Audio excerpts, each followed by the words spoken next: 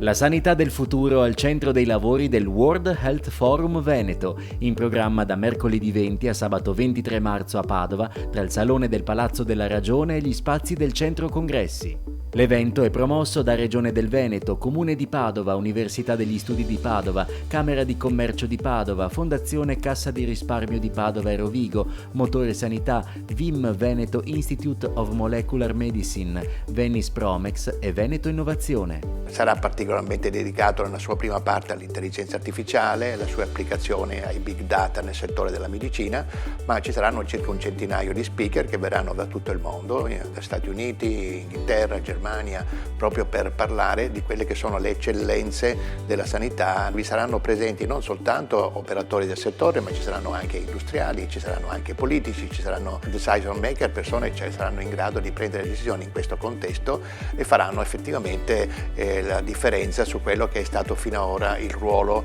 del nostro territorio in questo tema. Per 4 giorni Padova sarà dunque capitale della medicina moderna, affermandosi sempre più come una destinazione di riferimento per la congressistica medico-scientifica. Il nostro centro congressi è aperto ad aprile di 2 anni fa, ci sta dando molte soddisfazioni in termini di eventi perché ormai Padova è diventata la 7ª realtà a livello nazionale per eventi internazionali, la prima fra le città che non sono capoluogo di regione. Ha creato una grande attenzione soprattutto perché più della metà degli eventi sono dedicati al mondo della salute. Questo è ancora una volta significativo di quanto importante sia aver realizzato un forum mondiale della salute proprio da noi.